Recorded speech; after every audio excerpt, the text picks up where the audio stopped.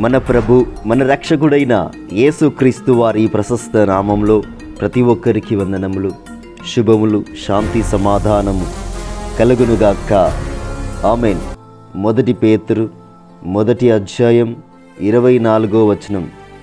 ప్రభు వాక్యము ఎల్లప్పుడూ నిలుచును. ఆమెన్. దేవుని పరిశుద్ధ నామానికి మహిమ కలుగునుగాక. ఈనాడు దేవాతి దేవుడు మనందరితో మాట్లాడుతున్నారు.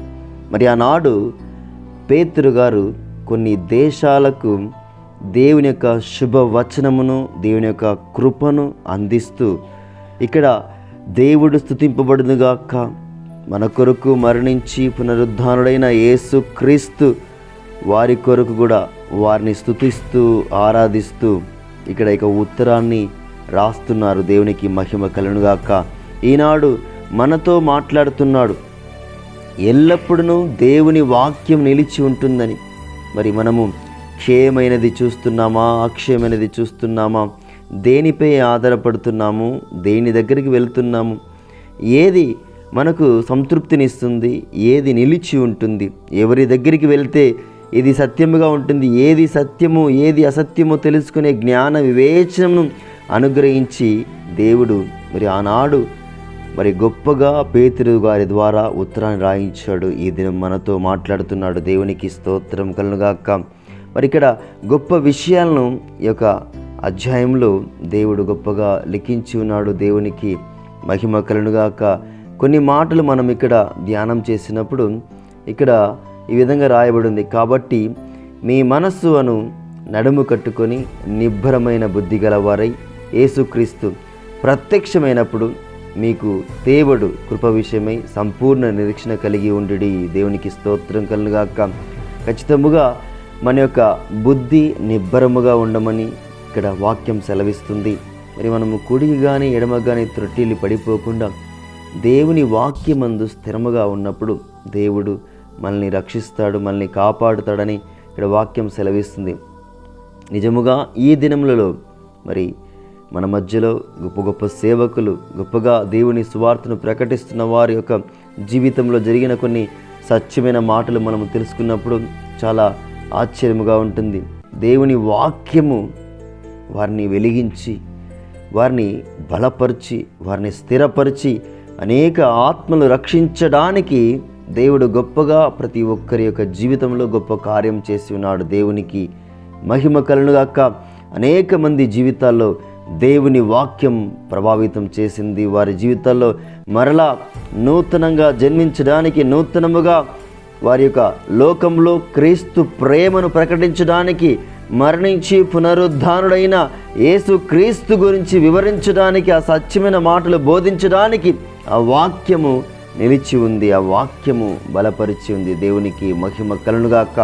మనకంటే ముందుగా నడుస్తుంది, అతివేగముగా పరిగెడుతుంది కనుక మనము ఈ వాక్యాన్ని చదివినప్పుడు, ధ్యానించినప్పుడు మన కుటుంబంలో గొప్ప కార్యము జరుగుతుంది, గొప్పగా వెలుగునిస్తుంది. ఎందుకంటే అదిలో వాక్కుండెను, ఆ వాక్కు దేవుని వద్ద ఉండెను, ఆ వాక్యే దేవుడే ఉండెనని ఇక్కడ వాక్యం సెలవిస్తుండగా ఈనాడు నా జీవితంలో ఈ వాక్యమే మనల్ని ఈ విధంగా నడిపిస్తుంది, ఈ వాక్యమే మనల్ని బలపరుస్తుంది, ఈ వాక్యమే సత్యమైన మార్గంలో ఉండుటకు కృపను చూపించింది. దేవునికి స్తోత్రం కలుగునుగాక. ఇంకా అనేక మంది కూడా ఈ వాక్యాన్ని తెలుసుకుని సత్యమైన వాక్యం నడుచుటకు వారి వారి కుటుంబంలో దేవుని వాక్యము గొప్పగా కార్యము చేయనుగా కానీ మనము ప్రార్థన చేయాలి.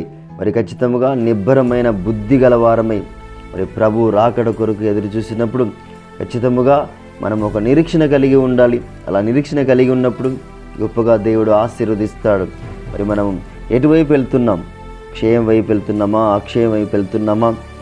ఏ మార్గంలో వెళ్తే మనకు జీవం ఉంటుంది, ఏ మార్గంలో నడిస్తే ఈ సత్యమైన వాక్యం మనకి వినబడుతుంది, ఈ సత్యమైన బోధ మనకు తెలుస్తుంది, ఈ వాక్యం ఎల్లప్పుడూ నిలుచున్న వాక్యాన్ని మనం ఏ విధంగా పట్టుకోవాలో మరి మనము ప్రార్థించినప్పుడు దేవుడు గొప్పగా మనతో మాట్లాడతాడు. కనుక విశ్వాసంతో ప్రార్థన చేద్దాం, దేవుని అడుగుదాం, మొరపెడదాం.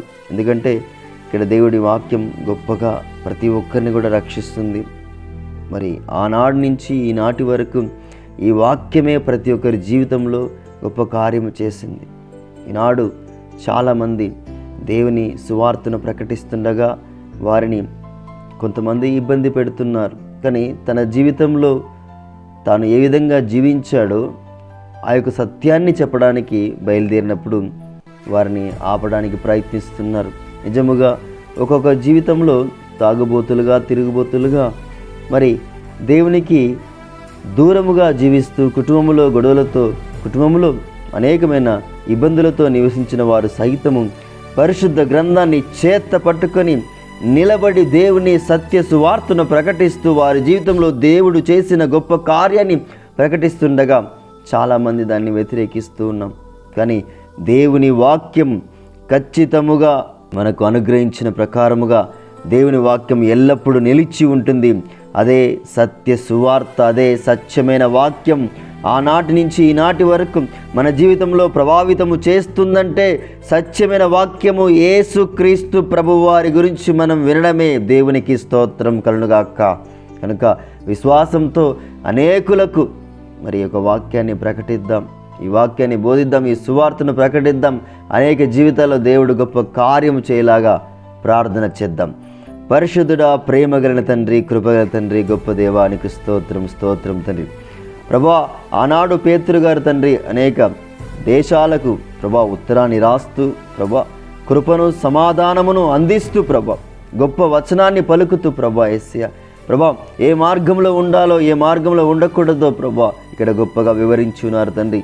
ఈనాడు తండ్రి ప్రభా మాతో మీరు మాట్లాడుతూ మేము ఏ విధంగా ఉండాలో, ఏ వాక్యాన్ని పట్టుకొని జీవిస్తే మేము స్థిరముగా ఉంటామో ఈ దినం మాకు వివరించున్నారు ప్రభా. మీకు స్తోత్రములు, స్తుతులు, స్తోత్రము తండ్రి. ప్రభా, తెలిసి తెలియక చేసిన తప్పిదములను, పొరపాటులను మన్నించమని, మీరే మహిమ పొందుకోమని మా నాథుడు, మా రక్షకుడైన మీ ప్రియ కుమారుడైన యేసుక్రీస్తు అతి పరిశుద్ధమైన ఎంతో శ్రేష్టమైన నామంలో ఈ యొక్క చిన్ని ప్రార్థన అడిగి వేడుకొని బ్రతిమాలుకొని పొందుకొని ఉన్నాము తండ్రి. ఆమేన్. దేవుని పరిశుద్ధ నామానికి మహిమ కలుగునుగాక. దేవుని యొక్క మహాకృప ప్రతి ఒక్కరికి తోడే ఉండునుగాక. Amen. God bless you one and all.